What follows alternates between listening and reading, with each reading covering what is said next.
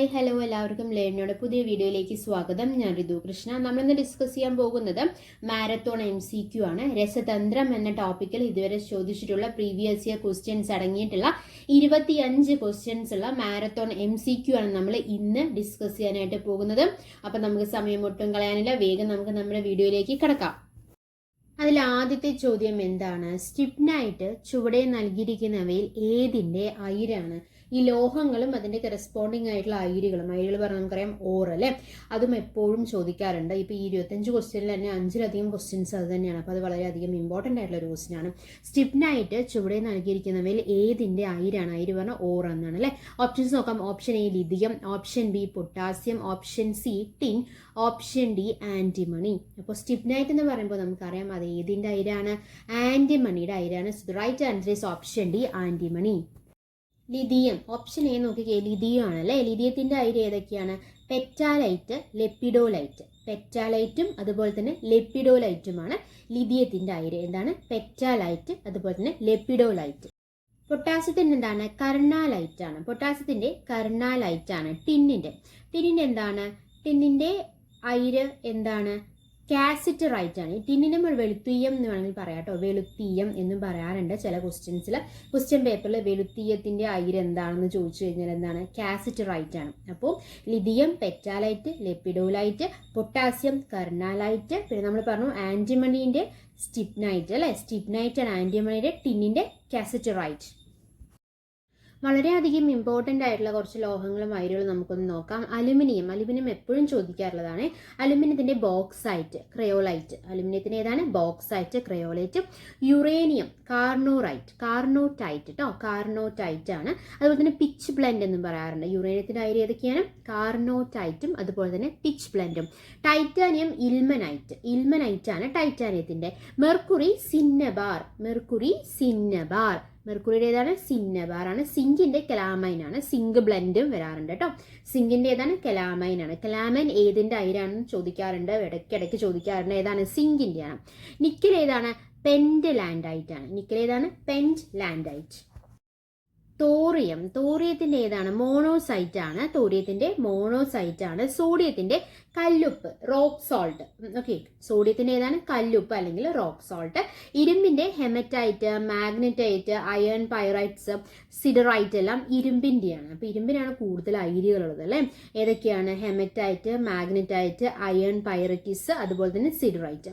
നമ്മൾ പറഞ്ഞു വെളുത്തീയമാണ് ടി. അപ്പൊ കറുത്തീയമാണ് ലെഡ് എന്ന് പറയുന്നത്. ലെഡിന്റെ അയിരാണ് ഏത്? ഗലീന എന്ന് പറയുന്നത്. അടുത്ത ചോദ്യത്തിലേക്ക് കിടക്കാം. രണ്ടാമത്തെ ചോദ്യം, മെൻഡലീഫിന്റെ പീരിയോഡിക് ടേബിളിന്റെ പരിമിതികൾ എന്തൊക്കെയാണെന്നാണ് ചോദ്യം. ഓപ്ഷൻസ് നോക്കാം. സ്റ്റേറ്റ്മെന്റ് ക്വസ്റ്റ്യൻ ആണ് അല്ലെ. അപ്പൊ ആദ്യത്തെ സ്റ്റേറ്റ്മെന്റ് എന്താണ്? ഹൈഡ്രജന് കൃത്യമായ സ്ഥാനം നൽകാൻ കഴിഞ്ഞിട്ടില്ല.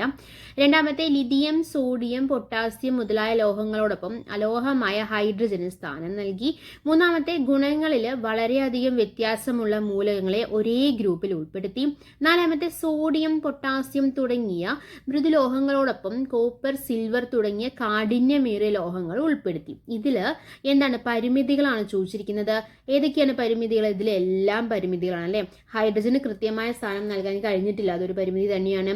ലിഥിയം, സോഡിയം, പൊട്ടാസ്യം മുതലായ ലോഹങ്ങളോടൊപ്പം അലോഹമായ ഒരു ഹൈഡ്രജൻ അവിടെ സ്ഥാനം നൽകിയിട്ടുണ്ട്. അതുപോലെ തന്നെ ഗുണങ്ങളിൽ വളരെയധികം വ്യത്യാസമുള്ള മൂലകങ്ങൾ ഒരേ ഗ്രൂപ്പിലാണ് ഉൾപ്പെടുത്തിയിട്ടുള്ളത്. സോഡിയം, പൊട്ടാസ്യം തുടങ്ങിയ ലോഹങ്ങളോടൊപ്പം എന്ത് ചെയ്തു? കോപ്പർ, സിൽവർ തുടങ്ങിയ കാഠിന്യമേറിയ ലോഹങ്ങൾ ഉൾപ്പെടുത്തി. അപ്പം 1, 2, 3, 4 ഇതെല്ലാം മെൻഡലീഫിന്റെ പീരിയോഡിക് ടേബിളിന്റെ എന്താണ്? പരിമിതികളാണ്. അടുത്ത ചോദ്യമാണ് മൂന്നാമത്തെ ചോദ്യം. രണ്ട് മൂലകങ്ങളുടെ ആറ്റോമിക നമ്പർ യഥാക്രമം 12, 16 എന്നിവയാണ്. അപ്പൊ അവയുടെ മാസ് നമ്പർ 18 ആണ്. അവർ ചുവടെ പറയുന്നവയിൽ ഏതിനാണ് ഉദാഹരണം? ഐസോടോപ്പുകൾ. ഈ ഐസോടോപ്പിനെ കുറിച്ച് എപ്പോഴും വരാറുണ്ട്. ഐസോടോപ്പ്, ഐസോബാറും എപ്പോഴും ചോദിക്കാറുണ്ട് കേട്ടോ. കെമിസ്ട്രിയിൽ ഒരു ക്വസ്റ്റ്യൻ ഉണ്ടെങ്കിൽ ഐസോടോപ്പ്, അതുപോലെ തന്നെ ഐസോബാർ, അയിരുകൾ, ഇതിനൊക്കെ എന്തായാലും ഒരു ക്വസ്റ്റ്യൻ എന്തായാലും ഉണ്ടായിരിക്കും. അപ്പോൾ ഓപ്ഷൻസ് നോക്കിയാൽ option A isotope, option B ഐസോബാറുകൾ, ഓപ്ഷൻ സി ഐസോട്ടോണുകൾ, ഓപ്ഷൻ ഡി ഐസോമറുകൾ. അപ്പം രണ്ട് മൂലകങ്ങളുടെ ആറ്റോമിക നമ്പർ, അവിടെ ആറ്റോമിക നമ്പർ വേറെയാണ്, എന്നാൽ അവരുടെ മാസ് നമ്പർ 1 ആണ്. മാസ് നമ്പർ 1ഉം അതുപോലെ തന്നെ ആറ്റോമിക നമ്പർ വേറെ ആവുകയാണെങ്കിൽ അവരെന്താന്ന് പറയാം? ഐസോബാറുകൾ എന്നാണ് പറയുക.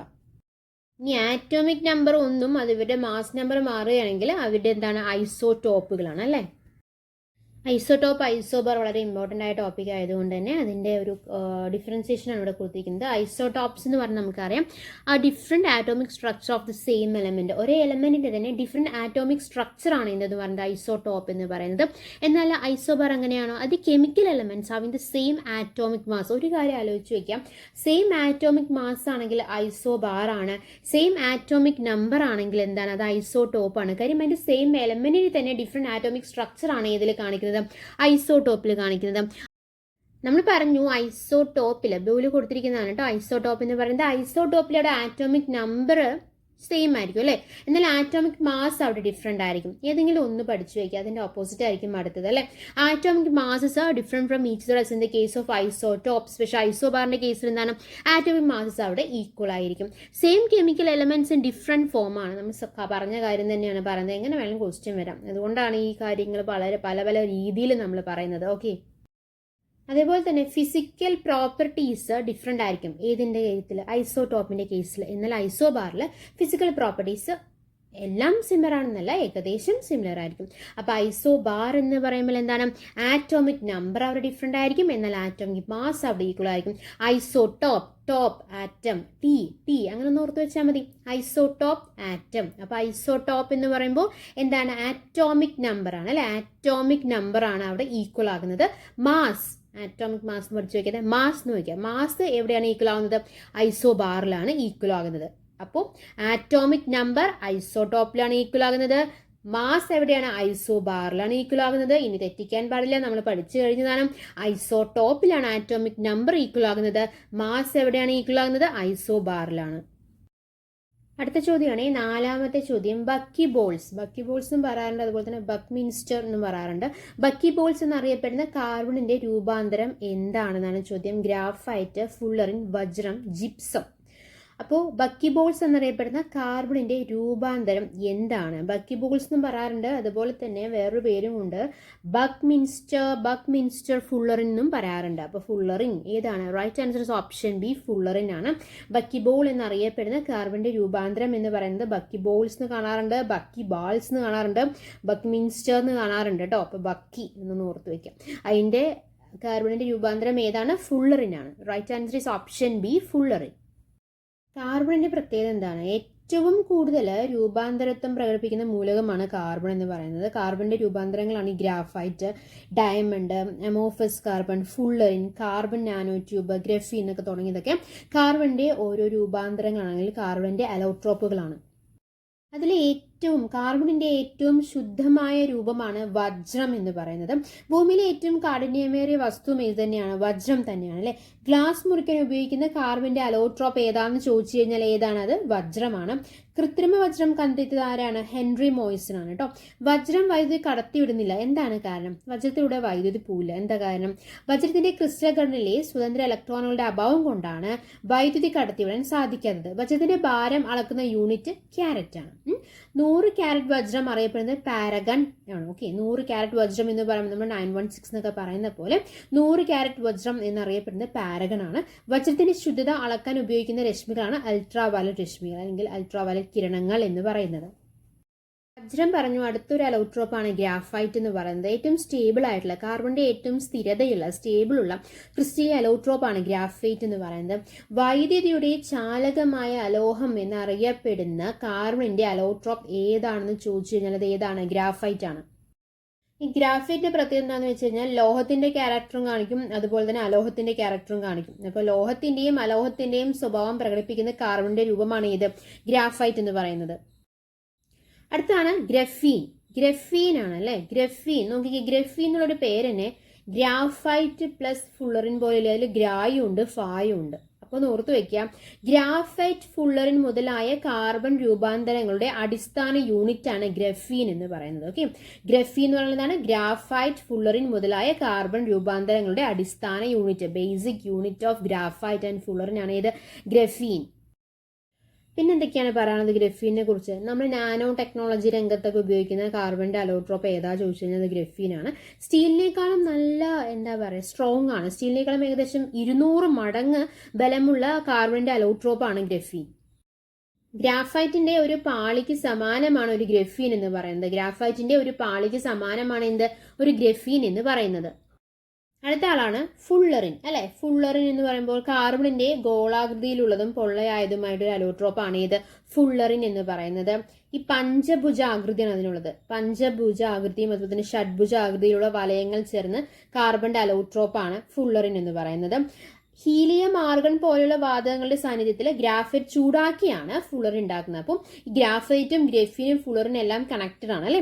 ഹീലിയം, ആർഗൺ പോലെയുള്ള വാതകങ്ങളുടെ സാന്നിധ്യത്തിൽ ഗ്രാഫൈറ്റ് ചൂടാക്കിയാണ് എന്തുണ്ടാക്കുന്നത്, ഫുള്ളറിൻ ഉണ്ടാക്കുന്നത്. ഈ സോക്കർ ബോൾ എന്ന് പറയുമ്പോൾ നമുക്കറിയാം ഫുട്ബോളിന്റെ അല്ലെ. സോക്കർ ബോളിന്റെ ആകൃതിയിലുള്ളതാണ് ഫുള്ളറിന്റെ പേരെന്താണ്, ബക്മിൻസ്റ്റർ ഫുള്ളറിൻ അല്ലെങ്കിൽ ബക്കി ബോൾസ് എന്നാണ്. സിലിണ്ടർ ആകൃതിയിലുള്ള ഫുള്ളറിൻ ഉണ്ട്, ബക്കി ട്യൂബ്സ് ഉണ്ട്. കാർബൺ നാനോ ട്യൂബുകൾ ഉപയോഗിക്കുന്ന ഫുള്ളറിൻ ഏതാണ്, ബക്കി ട്യൂബ്സ് ആണ്. അപ്പോൾ സിലിണ്ടർ ആകൃതിയിലുള്ള ഫുള്ളറാണ് ഇത് ബക്കി ട്യൂബ്സ് എന്ന് പറയുന്നത്. ഫുട്ബോളിന്റെ ആകൃതിയിലുള്ളതാണ് ബക്കി ബോൾസ് എന്ന് പറയുന്നത്. അടുത്ത ചോദ്യം, അഞ്ചാമത്തെ ചോദ്യം, താഴെ കൊടുത്തിരിക്കുന്നവയിൽ ഏത് ലോഹത്തിന്റെ അയിരാണ് ചാൽക്കോസൈറ്റ്? കണ്ടോ, നമ്മൾ വീണ്ടും അയിരിലേക്ക് വന്നു അല്ലെ. അയിരുകൾ വളരെ ഇമ്പോർട്ടന്റ് ആണെന്നേ. താഴെ കൊടുത്തിരിക്കുന്നവയിൽ ഏത് ലോഹത്തിന്റെ അയിരാണ് ചാൽക്കോസൈറ്റ് എന്ന് പറയുന്നത്? കോപ്പർ, ലെഡ്, ടൈറ്റാനിയം, ഇരുമ്പ്. ഏത് ലോഹത്തിന്റെ? Right answer is option A, copper. Lead എന്ന് പറയുമ്പോൾ നമ്മൾ പറഞ്ഞു കറുത്തീയം. കറുത്തീയത്തിന്റെ അയിര് ഏതാണ്? ഗലീനയാണ് അല്ലെ, ഗലീനയാണ്. അതുപോലെ തന്നെ ടൈറ്റാനിയത്തിന്റെ അയിര് ഏതാണ്? ഇൽമനൈറ്റും അതുപോലെ തന്നെ റൂട്ടൈലുമാണ് ടൈറ്റാനിയത്തിന്റെ അയിര് എന്ന് പറയുന്നത്. ഇരുമ്പിന്റെ ഏതൊക്കെയാണ്? ഹെമറ്റൈറ്റ്, മാഗ്നറ്റൈറ്റ്, അയൺ പൈററ്റൈറ്റ്സ്, അതുപോലെ തന്നെ സിഡറൈറ്റ് എന്നിവയൊക്കെയാണ് ഇരുമ്പിന്റെ അയിരുകൾ. അടുത്ത ചോദ്യം, ആറാമത്തെ ചോദ്യം, ദ്രവ്യത്തിന് പിണ്ഡം എന്ന ഗുണം നൽകുന്ന കണം ഏതാണ്? ഓപ്ഷൻസ് നോക്കാം. Option A quark, option B gluon, option C Higgs boson, option D photon. ഏതാണ്? ഹിഗ്സ് ബോസോൺ ആണ് ദ്രവ്യത്തിന് പിണ്ഡം എന്ന ഗുണം നൽകുന്ന കണം. എന്താണ് ദ്രവ്യം എന്ന് പറഞ്ഞാൽ? അതായത് സ്ഥിതി ചെയ്യാൻ സ്ഥലം ആവശ്യമുള്ളതും ഭാരമുള്ളതുമായ ഏതൊരു വസ്തുവിനെയും നമുക്ക് എന്തെന്ന് പറയാം? ദ്രവ്യം എന്ന് പറയാം. അത് കെമിസ്ട്രിയുടെ ഭാഗമായിട്ട് മൂന്നായിട്ടാണ് ക്ലാസിഫൈ ചെയ്യുന്നത്. മൂലകങ്ങൾ, മിശ്രിതം, സംയുക്തങ്ങൾ. ഏതൊക്കെയാണ്? മൂലകങ്ങൾ, മിശ്രിതം, സംയുക്തങ്ങൾ. അടുത്ത ചോദ്യം, ഏഴാമത്തെ ചോദ്യം, ആവർത്തന പട്ടികയിൽ ചാൽക്കോജനുകൾ എന്നറിയപ്പെടുന്ന ഗ്രൂപ്പ് ഏതാണ്? ചാൽക്കോജനുകൾ. ഓപ്ഷൻസ് നോക്കാം. Option A 14th group, option B 15th group, option C 16th group, option D 17th group. ചാൽക്കോജനുകൾ എന്നറിയപ്പെടുന്ന ഗ്രൂപ്പ് ഏതാണ്? Right answer is option C, 16th ഗ്രൂപ്പാണ്. ആവർത്തന പട്ടികയിലെ ഗ്രൂപ്പ് 16 ആണ് ചാൽക്കോജൻസ് അല്ലെങ്കിൽ ഓക്സിജൻ ഗ്രൂപ്പ് എന്നറിയപ്പെടുന്നത്. അല്ലെങ്കിൽ അതിലത്തെ മൂലകങ്ങൾ ഏതൊക്കെയാണ്? Oxygen, sulphur, selenium, tellurium, polonium എന്നിവയാണ് ഓക്സിജൻ ഗ്രൂപ്പിൽ വരുന്നത്. ഗ്രൂപ്പ് 16 ആണ് ചാൽക്കജൻസ് എന്നാണ് അറിയപ്പെടുന്നത്. ഓക്സിജൻ ഗ്രൂപ്പ് എന്നാണ് അറിയപ്പെടുന്നത്. ഏതൊക്കെയാണ് ആറ്റംസ്? ഏതൊക്കെയാണ് എലമെന്റ്സ്? ഏതൊക്കെയാണ്? Oxygen, sulphur, oxygen O, sulphur S, selenium Se, tellurium Te, polonium PO. 16 oxygen ഗ്രൂപ്പാണെന്ന് പറഞ്ഞു. ഗ്രൂപ്പ് 15 എന്താണ്? നൈട്രജൻ ഗ്രൂപ്പാണ്. അതുകൊണ്ട് തന്നെ നിക്ടോജൻ എന്നാണ് വിളിക്കുന്നത്. ആവർത്തന പട്ടികയിലെ ഗ്രൂപ്പ് 15നെ നിക്ടോജൻ അല്ലെങ്കിൽ നൈട്രജൻ ഗ്രൂപ്പ് എന്നാണ് വിളിക്കുന്നത്. അതിലെ ആറ്റംസ് ഏതൊക്കെയാണ്? Nitrogen, phosphorus, arsenic, antimony, bismuth. Arsenic എന്നാണ് കേട്ടോ. ആർസനിക് എന്ന ടൈപ്പിംഗ് മിസ്റ്റേക്ക് വന്നതാണ്. ആവർത്തന പട്ടികയിലെ ഗ്രൂപ്പ് 15നെ നിക്ടോജൻ എന്നാണ് വിളിക്കുന്നത്. അപ്പൊ ഏതൊക്കെയാണ്? Nitrogen, phosphorus, arsenic, antimony, bismuth. അടുത്തത് ആവർത്തന പട്ടികയിലെ ഗ്രൂപ്പ് 17ലെ 6 മൂലകങ്ങളുടെ ഒരു കൂട്ടമാണ് ഇത് ഹാലോജനുകൾ എന്ന് പറയുന്നത്. Fluorine fluorine Cl, bromine Br, iodine I, astatine AT അല്ലെ, ടെന്നസിൻ PH എന്നിവയാണ്. AT ആണ് കേട്ടോ. അസ്റ്റാറ്റിൻ എന്ന് പറയുന്നത് AT. അപ്പൊ ആവർത്തന പട്ടികയിലെ ഗ്രൂപ്പ് 17ലെ 6 മൂലകങ്ങളാണ് ഇത് ഹാലോജനുകൾ എന്ന് പറയുന്നത്. അടുത്ത ചോദ്യം നോക്കിക്കേ, 8ാമത്തെ ചോദ്യം, താപത്തിന്റെയും വൈദ്യുതിയുടെയും ചാലകമായ കാർബണിന്റെ രൂപാന്തരം. നോക്കിക്കേ, കാർബണിന്റെ അലോട്രോപ്സ് വളരെ ഇമ്പോർട്ടന്റ് ആയിട്ടുള്ള ടോപ്പിക്കാണ്. അലോട്രോപ്സ് ഓഫ് കാർബൺ നമ്മൾ പറഞ്ഞതാണ്. വജ്രം, ഗ്രാഫീൻ, ഫുള്ളറിനൊക്കെ നമ്മൾ പറഞ്ഞു കഴിഞ്ഞതാണ്. അതിൽ താപത്തിന്റെയും വൈദ്യുതിയുടെയും ചാലകമായ കാർബണിന്റെ രൂപാന്തരം ഏതാണ്? വജ്രമാണോ, ഫുള്ളറിനാണോ, അമോർഫസ് കാർബൺ ആണോ? അല്ല. Right answer is option B, graphene. Graphite, fullerene മുതലായ കാർബൺ രൂപാന്തരങ്ങളുടെ അടിസ്ഥാന യൂണിറ്റ് ആണ് ഗ്രഫീൻ എന്ന് പറയുന്നത്. നാനോ ടെക്നോളജി രംഗത്ത് ഉപയോഗിക്കുന്ന കാർബണിന്റെ അലോട്രോപ്പ് ആണ്. സ്റ്റീലിനേക്കാൾ ഏകദേശം 200 മടങ്ങ് ബലമുള്ള കാർബണിന്റെ അലോട്രോപ്പ് ആണ് ഇത് ഗ്രഫീൻ എന്ന് പറയുന്നത്. താപത്തിന്റെയും വൈദ്യുതിയുടെയും ചാലകമായ കാർബണിന്റെ അലോട്രോപ്പ് ഏതാണ്? ഗ്രഫീൻ ആണ് അല്ലെ. ഗ്രാഫൈറ്റിന്റെ ഒരു പാളിക്ക് സമാനമാണ് ഒരു ഗ്രഫീൻ എന്ന് പറയുന്നത്. അടുത്ത ചോദ്യം 9ാമത്തെ ചോദ്യം, വൾക്കനൈസേഷൻ പ്രക്രിയയിലൂടെ റബ്ബറിന്റെ കാഠിന്യം കൂട്ടാൻ ഉപയോഗിക്കുന്ന മൂലകം ഏതാണ്? വൾക്കനൈസേഷൻ എന്ന് പറഞ്ഞാൽ എന്താണ്? റബ്ബറിന്റെ കാഠിന്യം കൂട്ടാൻ ഉപയോഗിക്കുന്ന പ്രക്രിയയാണ് എന്ത്? വൾക്കനൈസേഷൻ എന്ന് പറയുന്നത്. അപ്പൊ അതിന്റെ കാഠിന്യം കൂട്ടാൻ ഉപയോഗിക്കുന്ന മൂലകം ഏതാണെന്നാണ് ചോദിക്കുന്നത്. ഏതാണ്? ഓപ്ഷൻസ് നോക്കാം. Option A carbon, option B phosphorus, option C chlorine, option D sulphur. The right answer is option D sulphur. റബ്ബറിന്റെ കാഠിന്യം കൂട്ടാൻ ഉപയോഗിക്കുന്ന മൂലകം ഏതാണ്? സൾഫർ ആണ്. ആ പ്രക്രിയയുടെ പേരെന്താണ്? വൾക്കനൈസേഷൻ എന്നാണ്. നോക്കിയേ, പദാർത്ഥങ്ങളും നിർമ്മാണ പ്രക്രിയയും വളരെ ഇമ്പോർട്ടൻ്റ് ആയിട്ടുള്ള ഒരു ടോപ്പിക്കാണ് കേട്ടോ. നമ്മൾ പറഞ്ഞല്ലോ, നമ്മൾ കുറേ കാര്യങ്ങൾ പറഞ്ഞു, ഇമ്പോർട്ടൻ്റ് ആയിട്ടുള്ള കാര്യങ്ങൾ. ഐസോടോപ്പ്, ഐസോബാർ, ഓറുകൾ അല്ലെ, അയിരുകൾ, മൂലകങ്ങളും അതിൻ്റെ കറസ്പോണ്ടിങ് ആയിട്ടുള്ള അയിരുകളും അത് ഇമ്പോർട്ടൻ്റ് ആണ്. അതുപോലെ തന്നെയാണ് ഈ നിർമ്മാണ പ്രക്രിയയും. അലുമിനിയം എന്താണ്? അലുമിനിയത്തിൻ്റെ നിർമ്മാണ പ്രക്രിയ എന്താണ്? ഹാൾ ഹെറാൾഡ് പ്രക്രിയയാണ്. അമോണിയയുടെ ഹേബർ പ്രക്രിയയാണ്. ക്ലോറിൻ ഡീക്കൻസ് പ്രക്രിയയാണ്. ഹലോജനുകൾ മെസ്സഞ്ചർ മെത്തേഡാണ് യൂസ് ചെയ്യുന്നത്. മാഗ്നീഷ്യം ഡൗ പ്രക്രിയയാണ്. നൈട്രിക് ആസിഡ് ഓസ്വാൾ പ്രക്രിയയാണ്. നൈട്രജൻ ഡ്യൂമാസ് പ്രക്രിയ. ഉത്കൃഷ്ട ലോഹങ്ങൾ ഏതാണ്? സയനൈഡ് പ്രക്രിയയാണ്. ഡൗൺസ് പ്രക്രിയ ഏതിൻ്റെയാണ്? സോഡിയത്തിൻ്റെയാണ്. കോണ്ടാക്ട് പ്രോസസ്സ് എപ്പോഴും ചോദിക്കാറുണ്ട് കേട്ടോ. സൾഫ്യൂരിക് ആസിഡിൻ്റെയാണ് ഏത്? കോണ്ടാക്ട് പ്രോസസ്സ്, അല്ലെങ്കിൽ എന്ത് പറയാം? സമ്പർക്ക പ്രക്രിയ എന്ന് വേണമെങ്കിലും പറയാം. ഓക്കെ. സാൽവേ പ്രക്രിയ സോഡിയം കാർബണേറ്റിൻ്റെയാണ്. ഫ്രാഷ് പ്രക്രിയ സൾഫറിൻ്റെയാണ്. Bessemer process സ്റ്റീലിൻ്റെയാണ്. ബെസിമറും എപ്പോഴും ചോദിക്കാറുണ്ട്. കോണ്ടാക്ട് പ്രോസസ്സ് എപ്പോഴും ചോദിക്കാറുണ്ട്. സയനൈഡ് പ്രക്രിയ എപ്പോഴും ചോദിക്കാറുണ്ട്. ബോഷ് പ്രോസസ്സ് ചോദിക്കാറുണ്ട്. ഇതിൻ്റെയാണ്? ഹൈഡ്രജൻ്റെയാണ്. ഓക്കെ. അടുത്ത ചോദ്യമാണ് 10ാമത്തെ ചോദ്യം. ഇതുവരെ കണ്ടെത്തിയിട്ടുള്ള ആകെ മൂലകങ്ങൾ എത്രയാണെന്നാണ് ചോദ്യം. 118, 120, 111, 121. The right answer is 118. ഇതുവരെ കണ്ടെത്തിയിട്ടുള്ള ആകെ മൂലകങ്ങളുടെ എണ്ണം എത്രയാണ്? 118. അടുത്ത ചോദ്യം 11ാമത്തെ ചോദ്യം. മൂലകം എന്ന വാക്ക് ആദ്യമായി നിർദ്ദേശിച്ച ശാസ്ത്രജ്ഞൻ ആരാണ്? അല്ലെങ്കിൽ ഇങ്ങനെ ചോദിക്കാം, മൂലകത്തിന് ആദ്യമായി നിർവചനം നൽകിയ വ്യക്തി ആരാണ്? പല 2 ക്വസ്റ്റ്യൻസ് കണ്ടതാണ് കേട്ടോ. അതാണ് പറഞ്ഞത്. മൂലകം എന്ന വാക്ക് ആദ്യമായി നിർദ്ദേശിച്ച ശാസ്ത്രജ്ഞൻ അല്ലെങ്കിൽ മൂലകത്തിന് ആദ്യമായി നിർവചനം നൽകിയ വ്യക്തി, രണ്ടും ഒരേ ക്വസ്റ്റ്യൻ ആണ് അല്ലെ. ആരാണ്? John Dalton, Robert Boyle, Henry Moseley, Lothar Meyer. The right answer is option B, Robert Boyle. മൂലകത്തിന് ആദ്യമായി നിർവചനം നൽകിയ വ്യക്തി അല്ലെങ്കിൽ മൂലകം എന്ന വാക്ക് ആദ്യമായി നിർദ്ദേശിച്ച ശാസ്ത്രജ്ഞൻ ആരാണ്? റോബർട്ട് ബോയിലാണ്. പ്രപഞ്ചത്തിൽ ഏറ്റവും കൂടുതൽ കാണപ്പെടുന്ന മൂലകം ഏതാണ്? ഹൈഡ്രജൻ ആണ് അല്ലെ. പ്രപഞ്ചത്തിൽ കൂടുതൽ കാണപ്പെടുന്ന 2ാമത്തെ മൂലകം ഏതാണ്? ഹീലിയമാണ്. അന്തരീക്ഷത്തിൽ ഏറ്റവും കൂടുതൽ കാണപ്പെടുന്ന മൂലകം? പ്രപഞ്ചത്തിൽ ഏറ്റവും കൂടുതൽ കാണപ്പെടുന്ന മൂലകം ഹൈഡ്രജൻ.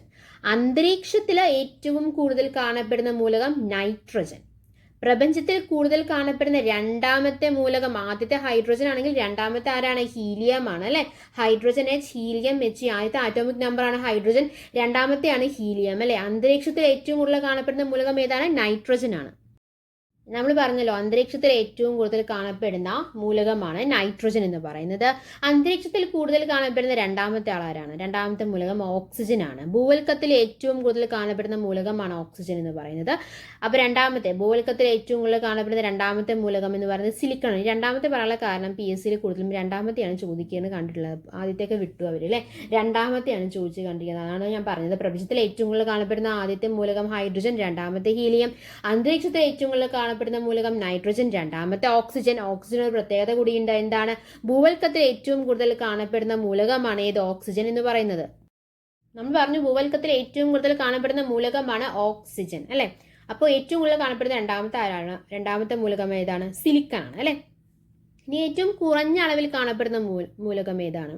ഭൂവൽക്കത്തിൽ ഏറ്റവും കുറഞ്ഞ അളവിൽ കാണപ്പെടുന്ന മൂലകമാണ് അസ്റ്റാറ്റിൻ. അസ്റ്റാറ്റിൻ എന്ന് പറയുന്നത് അസ്റ്റാറ്റിൻ. അടുത്ത ചോദ്യം 12ാമത്തെ ചോദ്യം. ആദ്യത്തെ കൃത്രിമ മൂലകമായ ടെക്നീഷ്യത്തിന്റെ ആറ്റോമിക നമ്പർ എത്രയാണ്? 45 ആണോ, 42 ആണോ, 43 ആണോ, 41 ആണോ? Option A 45, option B 42, option C 43, option D 41. Right answer is 43. അടുത്ത ചോദ്യം 13ാമത്തെ ചോദ്യം. എസ് സബ്ഷെല്ലിനുള്ളിൽ ഉൾക്കൊള്ളാവുന്ന പരമാവധി ഇലക്ട്രോണുകളുടെ എണ്ണം എത്രയാണ്? SPDF നമുക്കറിയാം അല്ലെ. എസ് സബ്ഷെല്ലിൽ ഉൾക്കൊള്ളാവുന്ന പരമാവധി ഇലക്ട്രോണുകളുടെ എണ്ണം എത്രയാണ്? ഓപ്ഷൻ നോക്കാം. Option A 4, option B 2, option C 3, option D 1. ഏതാണ് right answer? Right answer is option B 2. S സബ്ഷെല്ലിൽ ഉൾക്കൊള്ളാവുന്ന പരമാവധി ഇലക്ട്രോണുകളുടെ എണ്ണം എത്രയാണ്? 2 എണ്ണമാണ്. ഒരു ആറ്റത്തിന്റെ ന്യൂക്ലിയസിന് ചുറ്റുമുള്ള ഇലക്ട്രോണുകളുടെ നിശ്ചിത സഞ്ചാര പാതയാണ് നമ്മൾ ഓർബിറ്റ് അല്ലെങ്കിൽ ഷെൽ എന്ന് പറയുക. ആ ഓർബിറ്റലിൽ ഇലക്ട്രോൺ വിന്യാസം രേഖപ്പെടുത്തിയിരിക്കുന്നത് എങ്ങനെയാണ്? SPDF എന്നിങ്ങനെയാണ്. അപ്പോൾ സബ് ഷെല്ലുകളാണ് ഏതൊക്കെ? SPDF എന്ന് പറയുന്നത്. മെയിൻ ഷെൽ ഏതാണ്? KLM എന്നാണ്. അതായത് K ഷെല്ലിൽ ഉൾപ്പെടുന്ന സബ് ഷെല്ലാണ് S എന്ന് പറയുന്നത്. L ഷെല്ലിൽ ഉൾപ്പെടുന്ന സബ് ഷെല്ലാണ് ഏത്? SP എന്ന് പറയുന്നത്. M ഷെല്ലിൽ ഉൾപ്പെടുന്ന സബ് ഷെല്ലാണ് ഏതെന്ന് പറയുന്നത്? SPD എന്ന് പറയുന്നത്. N ഷെല്ല് ഏതൊക്കെയാണ്? SPDF എന്നിങ്ങനെയാണ് കേട്ടോ. അപ്പോൾ എസില് ഇലക്ട്രോണുകളുടെ എണ്ണം എത്രയാണ്? 2 ആണ്. പിയിൽ മാക്സിമം നമ്പർ ഓഫ് ഇലക്ട്രോൺസ് എത്രയാണ് പറ്റുക? 6 എണ്ണമാണ് പറ്റുക. ഡിയിലാണെങ്കിൽ 10 എണ്ണം, എഫിലാണെങ്കിൽ 14 എണ്ണം. ഓർബിറ്റുകളുടെ എണ്ണം എങ്ങനെയാണ്? എസിലാണെങ്കിൽ 1, പിയിലാണെങ്കിൽ 3, ഡിയിലാണെങ്കിൽ 5, എഫിലാണെങ്കിൽ 7. നമുക്ക് ഇലക്ട്രോണുകളുടെ എണ്ണമാണ് ഇമ്പോർട്ടൻസ്. അപ്പോൾ അത് പഠിച്ചു വയ്ക്കുക. സബ്ഷെൽ ആയിട്ടുള്ള SPDFിലെ മാക്സിമം ഇലക്ട്രോൺസിന്റെ അതിൽ കാപ്പബിലിറ്റി എത്രയാണ്? 2, 6, 10, 14 എന്നിങ്ങനെയാണ്. അടുത്ത ചോദ്യം 14ാമത്തെ ചോദ്യം. ജലം, ഹൈഡ്രജൻ പെർ ഓക്സൈഡ് ഈ 2 സംയുക്തങ്ങളിലെ ഓക്സിജന്റെ ഓക്സീകരണാവസ്ഥയുടെ തുക എത്രയാണെന്നാണ് ചോദ്യം. ഓക്സിഡൈസേഷന്റെ തുകയാണ് അല്ലെ ചോദിക്കുന്നത്. ഓപ്ഷൻസ് നോക്കാം. Option A -1, option B -2, option C -3, option D -4. Right answer is option C -3. അടുത്ത ചോദ്യം 15ാമത്തെ ചോദ്യം. ആറ്റത്തിന്റെ ന്യൂക്ലിയസിന്റെ വലിപ്പം പറയാൻ ഉപയോഗിക്കുന്ന യൂണിറ്റ് ഏതാണെന്നാണ് ചോദ്യം. ഓപ്ഷൻസ് നോക്കാം. Angstrom, newton, weber, fermi. അപ്പോൾ ഏതാണ് right answer? Right answer is option D, fermi. അപ്പോൾ സൈസ് ഓഫ് ദ ന്യൂക്ലിയസ് അല്ലെ, size of the nucleus will be expressed in femtometre എന്നും പറയാറുണ്ട് കേട്ടോ. ഫെംറ്റോമീറ്റർ എന്നും പറയാറുണ്ട്, അല്ലെങ്കിൽ എന്താ പറയുക, ഫെർമി എന്നാണ് പറയുന്നത്. ന്യൂക്ലിയസ് കണ്ടെത്തിയ ശാസ്ത്രജ്ഞൻ ആരാണ്? റൂദർഫോർഡ് ആണ്. ആറ്റത്തിന്റെ കേന്ദ്ര ഭാഗം എന്നറിയപ്പെടുന്നതാണ് ന്യൂക്ലിയസ് എന്ന് പറയുന്നത്. ന്യൂക്ലിയസിൽ കാണപ്പെടുന്ന കണികൾ ഏതൊക്കെയാണ്? പ്രോട്ടോൺ ഉണ്ട്, അതുപോലെ തന്നെ ന്യൂട്രോൺ ഉണ്ട്. ന്യൂക്ലിയസിന്റെ ചാർജ് എന്താണ്? പോസിറ്റീവ് ആണ്. പ്രോട്ടോണും ന്യൂട്രോണും ചേർന്ന് രൂപം കൊള്ളുന്നതാണ് ഒരു ന്യൂക്ലിയോൺ എന്ന് പറയുന്നത്. എന്തൊക്കെയാ പറഞ്ഞത്? ന്യൂക്ലിയസ് കണ്ടെത്തിയ ശാസ്ത്രജ്ഞനാണ് റൂദർഫോർഡ് ആണ്. കേന്ദ്രഭാഗം, സെന്റർ പോയിന്റ്, ഒരു ആറ്റത്തിന്റെ സെന്റർ പോയിന്റ് ആണ് ന്യൂക്ലിയസ് എന്ന് പറയുന്നത്. Nucleus consisting of proton and neutron അല്ലെ. ന്യൂക്ലിയസിന്റെ ചാർജ് എന്താണ്? പോസിറ്റീവ് ആണ്. പ്രോട്ടോണും ന്യൂട്രോണും ചേർന്ന് രൂപം കൊള്ളുന്നതാണ് ഏത്? ന്യൂക്ലിയോൺ എന്ന് പറയുന്നത്. അടുത്ത ചോദ്യം. ഇരുമ്പിന്റെ ധാതു അല്ലാത്തത് ഏത്? 16ാമത്തെ ചോദ്യമാണ്. ഇരുമ്പിന്റെ ധാതു അല്ലാത്തത് ഏതാണെന്നാണ് ചോദ്യം. ഓപ്ഷൻസ് നോക്കാം നമുക്ക്. Option A bauxite. ബോക്സൈറ്റ് ഏതിന്റെയാണ്? അലുമിനിയത്തിന്റെയാണ് അല്ലേ. അപ്പോൾ അത് നമുക്ക് മനസ്സിലായി ബോക്സൈറ്റ് ആണെന്ന്. ബാക്കി നോക്കി. ഹെമറ്റൈറ്റ്, മാഗ്നറ്റൈറ്റ്, അതുപോലെ തന്നെ സിഡറൈറ്റ്. സിഡറൈറ്റ് എല്ലാം എന്തിന്റെയാണ്? ഇരുമ്പിന്റെ ധാതുക്കളാണ്. ബോക്സൈറ്റ് മാത്രം ഏതിന്റെയാണ്? അലുമിനിയത്തിന്റെയാണ്. So right answer is option A bauxite. ഒരു പദാർത്ഥത്തിന്റെ രാസപരമായ ഏറ്റവും ചെറിയ കണികയെ നമ്മൾ എന്താന്ന് പറയുക? ഇപ്പോൾ ഒരു ക്വസ്റ്റ്യൻ ആണ് അല്ലെ. ഒരു പദാർത്ഥത്തിന്റെ രാസപരമായ ഏറ്റവും ചെറിയ കണികയാണ് ഏത്? ഓപ്ഷൻസ് നോക്കാം. Option A atom, option B proton, option C neutron, option D തന്മാത്ര. ഏതാണ് ഏറ്റവും ചെറിയ കണിക എന്ന് പറയുന്നത്? ആറ്റമാണ്. Right answer is option A atom. നമ്മൾ പറഞ്ഞല്ലോ, ഒരു പദാർത്ഥത്തിന്റെ രാസപരമായ ഏറ്റവും ചെറിയ കണികയാണ് ആറ്റം എന്ന് പറയുന്നത്. ആറ്റം എന്ന ഗ്രീക്ക് പദത്തിന് ആധാരമായ വാക്ക് ആറ്റമോസ് എന്നാണ്. ആറ്റമോസ് എന്ന വാക്കിന് അർത്ഥം എന്ന് പറയുന്നത് വിഭജിക്കാൻ കഴിയാത്തത് എന്നാണ്. വിഭജിക്കാൻ കഴിയാത്തത്. ജോൺ ഡാൾട്ടൺ ആണ് ആറ്റം കണ്ടെത്തിയത്. ആറ്റം സിദ്ധാന്തം ആവിഷ്കരിച്ചമാര് തന്നെയാണ്? ജോൺ ഡാൾട്ടൺ തന്നെയാണ്. ആറ്റം എന്ന പദം ആദ്യമായി ഉപയോഗിച്ചത് ഓസ്വാൾഡ് ആണ്. ആറ്റത്തിന് ചാർജ് ഉണ്ടോ? ആറ്റത്തിന് ചാർജ് ഇല്ല. ആറ്റത്തിന് ചാർജ് ലഭിക്കുന്നത് ഒരവസ്ഥയിൽ എത്തുമ്പോഴാണ്. പ്ലാസ്മ അവസ്ഥയിൽ എത്തുമ്പോൾ മാത്രമാണ് ആറ്റത്തിന് ചാർജ് ലഭിക്കുന്നുള്ളൂ. അടുത്ത ചോദ്യം 18ാമത്തെ ചോദ്യം. ലാന്തനോയിഡുകളും ആക്ടിനോയിഡുകളും ഏത് ബ്ലോക്കിലാണ് ഉൾപ്പെടുന്നത്? ലാന്തനൈറ്റ്സും അതുപോലെ തന്നെ ആക്ടിനോയിഡ്സും അല്ലെ. ഏത് ബ്ലോക്കിലാണ് ഉൾപ്പെടുന്നത്? P block, F block, D block, S block. F ബ്ലോക്കിലാണ്. Right answer is option B F block. അടുത്ത ചോദ്യമാണ് 19ാമത്തെ ചോദ്യം. ആവർത്തന പട്ടികയിലെ ആകെ ഗ്രൂപ്പുകൾ എത്രയാണ്? ഓപ്ഷൻസ് നോക്കാം. Option A 19, option B 18, option C 20, option D 15. ആവർത്തന പട്ടികയിലെ ആകെ ഗ്രൂപ്പുകൾ എത്രയാണ്? 19 ആണോ, 18 ആണോ, 20 ആണോ, 15 ആണോ? Right answer is option B 18. അടുത്ത ചോദ്യം 20ാമത്തെ ചോദ്യം. ഗ്രഹങ്ങളുടെ പേരിൽ നാമകരണം ചെയ്ത മൂലകങ്ങളുടെ എണ്ണം എത്രയാണ്? ഓപ്ഷൻസ് നോക്കാം. Option A 5, option B 6, option C 4, option D 2. ഗ്രഹങ്ങളുടെ പേരിൽ നാമകരണം ചെയ്ത മൂലകങ്ങളുടെ എണ്ണം എത്രയാണ്? 4 എണ്ണമാണ്. ഏതൊക്കെയാണ്? 4 എണ്ണം ഏതൊക്കെയാണ്? മെർക്കുറി, യുറേനിയം, നെപ്റ്റ്യൂണിയം, അതുപോലെ തന്നെ പ്ലൂട്ടോണിയം. ഇനി 4 എണ്ണമാണ് ഗ്രഹങ്ങളുടെ പേര്, പ്ലാനറ്റ്സിന്റെ പേരിൽ നാമകരണം ചെയ്ത മൂലകങ്ങൾ ഏതൊക്കെയാണ്? Mercury, neptunium, uranium, plutonium. അടുത്ത ചോദ്യം 21ാമത്തെ ചോദ്യം. കാർബണിന്റെ റേഡിയോ ആക്റ്റീവ് ഐസോടോപ്പ് ഏതാണ്? Carbon 12, carbon 14, carbon 13, carbon 10. The right answer is option B, carbon 14. കാർബണിന്റെ റേഡിയോ ആക്റ്റീവ് ഐസോടോപ്പ് എത്രയാണ്? കാർബൺ 14. അടുത്ത ചോദ്യം 22ാമത്തെ ചോദ്യം. ആറ്റത്തിന്റെ ഐഡന്റിറ്റി കാർഡ് എന്നറിയപ്പെടുന്നത് ഏതാണ്? ഓപ്ഷൻസ് നോക്കാം. ഓപ്ഷൻ എ ആറ്റം, അല്ല ആറ്റത്തിന്റെ ഐഡന്റിറ്റി കാർഡ് ആറ്റം തന്നെ മാറില്ല. Option B proton, yes proton is the identity card of atom. Option C നോക്കിയേ ന്യൂട്രോൺ, അല്ല. ഓപ്ഷൻ ഡി തന്മാത്ര. Right answer is option B, proton ആണ്. ആരാണ് പ്രോട്ടോൺ കണ്ടെത്തിയത്? ആരാണ്? ഏണസ്റ്റ് റൂദർഫോർഡ് ആണ്. പ്രോട്ടോണിന്റെ മാസ് എത്രയാണ്? 1.6726 × 10⁻⁻27 നമ്മൾ പഠിച്ചിട്ടുണ്ട് അല്ലേ. ആറ്റത്തിന്റെ പോസിറ്റീവ് ചാർജുള്ള കണമാണ് പ്രോട്ടോൺ എന്ന് പറയുന്നത്. ഒരു ആറ്റം ഏതാണ് എന്ന് തീരുമാനിക്കുന്നത് അതിലുള്ള പ്രോട്ടോണുകൾ എണ്ണമാണ്. അതുകൊണ്ടാണ് അതിനെ ആറ്റത്തിന്റെ ഐഡന്റിറ്റി കാർഡ് എന്നറിയപ്പെടുന്നത്. അടുത്ത ചോദ്യം 23ാമത്തെ ചോദ്യം എളുപ്പമുള്ള ചോദ്യമാണ്. ആറ്റത്തിന്റെ ഭാരം കുറഞ്ഞ കണം ഏതാണ്? ഇലക്ട്രോൺ ആണോ, ന്യൂട്രോൺ ആണോ, പ്രോട്ടോൺ ആണോ, അതോ ഇവയൊന്നുമല്ലേ? Right answer is option A, electron ആണ്. ആറ്റത്തിന്റെ ഏറ്റവും ഭാരം കുറഞ്ഞ കണം എന്ന് പറയുന്നത് ഇലക്ട്രോൺ ആണ്. നെഗറ്റീവ് ചാർജ് ആണ് അല്ലെ ഇലക്ട്രോണിന് വരുന്നത്. പ്രോട്ടോണ് പോസിറ്റീവ് ചാർജ് ആണ്. നമ്മൾ പറഞ്ഞു ന്യൂട്രോണിന് ചാർജ് ഉണ്ടോ? ഇല്ല, ന്യൂട്രോണിന് ചാർജ് ഇല്ല. പ്രോട്ടോണ് പോസിറ്റീവ് ചാർജ് ആണ്, ഇലക്ട്രോണ് നെഗറ്റീവ് ചാർജ് ആണ്. ഇലക്ട്രോൺ കണ്ടെത്തിയത് ആരാണ്? ജെ തോംസൺ ആണ്. നമ്മൾ പറഞ്ഞു പ്രോട്ടോൺ കണ്ടെത്തിയത് ആരാണ്? ഏണസ്റ്റ് റൂദർഫോർഡ് ആണ് അല്ലെ.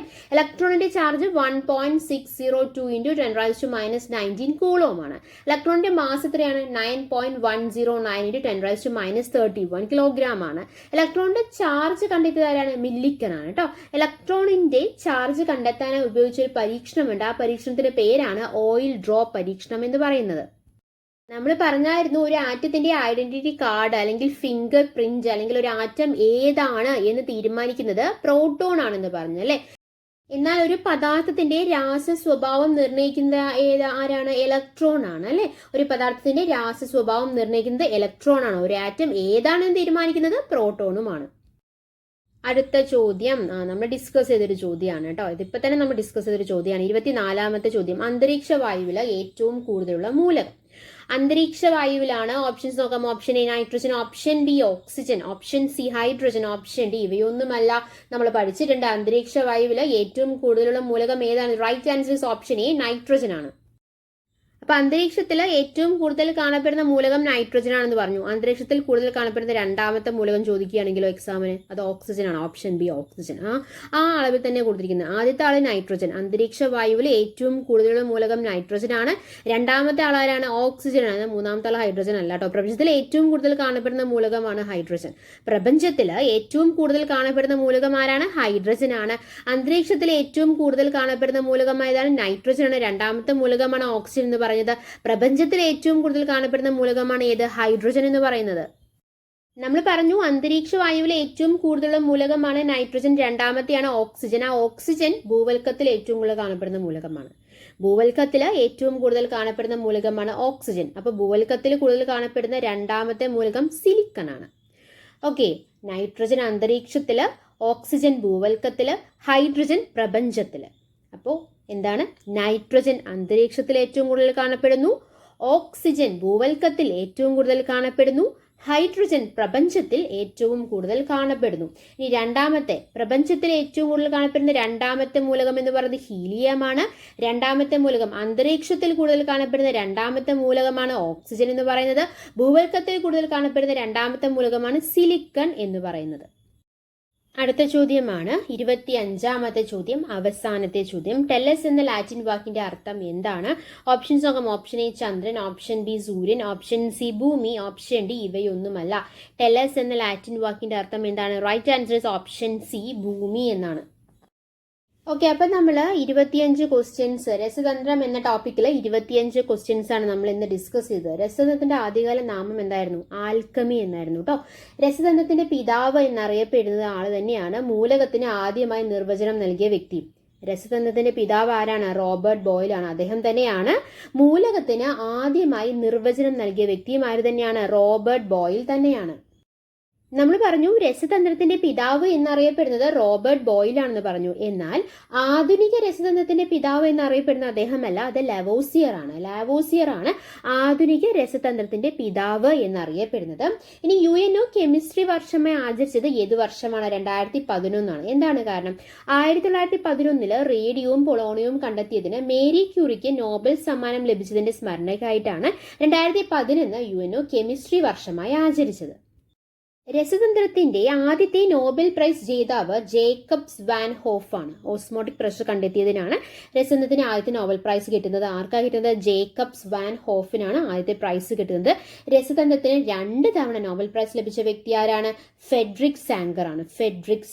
ഓക്കെ, അങ്ങനെ നമ്മൾ കുറേ കാര്യങ്ങൾ ഡിസ്കസ് ചെയ്തെടുത്ത കാര്യങ്ങളെല്ലാം നിങ്ങൾക്ക് വളരെ വ്യക്തമായി മനസ്സിലാകുന്നു പ്രതീക്ഷിക്കുന്നു. മനസ്സിലായിട്ടുണ്ടെങ്കിൽ നമ്മൾ എന്നുള്ള ചാനൽ സബ്സ്ക്രൈബ് ചെയ്യുക, സപ്പോർട്ട് ചെയ്യുക. Thanks for your time. By.